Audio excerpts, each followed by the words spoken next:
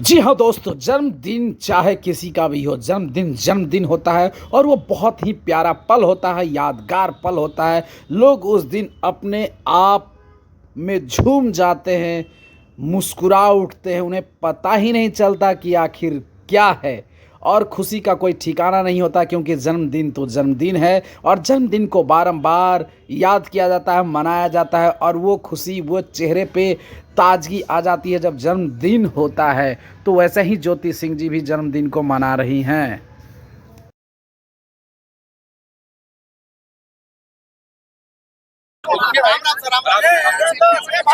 क्या करिएगा दर्शन करने के लिए जहाँ पे आई हैं? सुनिए ना, थोड़ा सा आप लोग पीछे से बोलिए ना। 10 बजे से लेके और सुबह तक मुझे लगातार कॉल यहाँ के लोगों का आ रहा था, तो मुझे लगा कि मुझे आज क्षेत्र पे आना चाहिए, क्योंकि लोग जिस तरीके से मुझे विश कर रहे थे फोन करके, तो मुझे लगा आज मुझे अपने क्षेत्र में आना चाहिए। कैसा लगा यहाँ आकर दर्शन करने के बाद?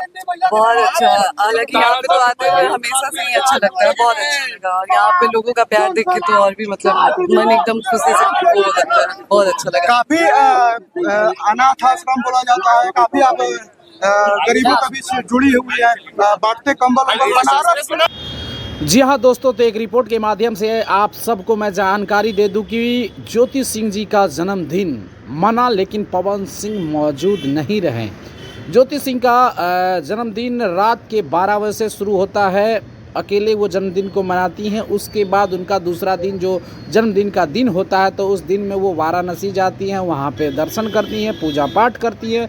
उसके बाद वृद्धा आश्रम जाती हैं और वहाँ पे कंबल वितरण करती हैं, लोगों से मिलती हैं, बुजुर्गों से आशीर्वाद लेती हैं, सब लोगों का प्यार आशीर्वाद उन्हें मिलता है। और उसके बाद वहाँ से तारा चंडी माता का दर्शन करते हुए वहाँ पे भी काफ़ी लोगों ने उन्हें प्यार आशीर्वाद सहयोग दिया, उनसे मिले जुले, हर तरह की बातें की। और उसके बाद फिर वो काराकाट क्षेत्र में पहुंचती हैं, जहां पे रात हो जाती है। फिर भी वहां पे लोग उनका इंतज़ार कर रहे होते हैं, वहां पे वो आती हैं, वो लोगों से मिलती जुलती हैं। और वहां के क्षेत्रीय लोगों, बिना पवन सिंह के मौजूद, वहां पे लोग वहां उनके लिए केक लाते हैं, केक काटती हैं। और केक काटने के बाद सब लोग उनको जन्मदिन की बधाइयाँ देते हैं और साथ साथ में पूछते हैं कि आपको इस क्षेत्र से इतना लगाव क्यों है। तो उनका कहना होता है कि मैं जब से चुनाव में आई थी तो बहुत ज़्यादा लगाव मुझे बन गया है, और मैं काराकाट क्षेत्र से अगर पार्टी चाहे, लोग चाहे, जिन सब लोगों का प्यार मिला तो मैं यहाँ से चुनाव भी लड़ सकती हूँ।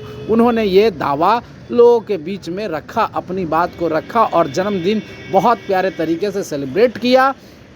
पर इंडस्ट्री के लोग मौजूद नहीं थे, पवन सिंह मौजूद नहीं थे, अम्मा जी मौजूद नहीं थी, लेकिन इनका जन्मदिन फिर भी यादगार हो गया। आप सब क्या सोचते हैं पवन सिंह जी के बारे में, ज्योति सिंह जी के बारे में?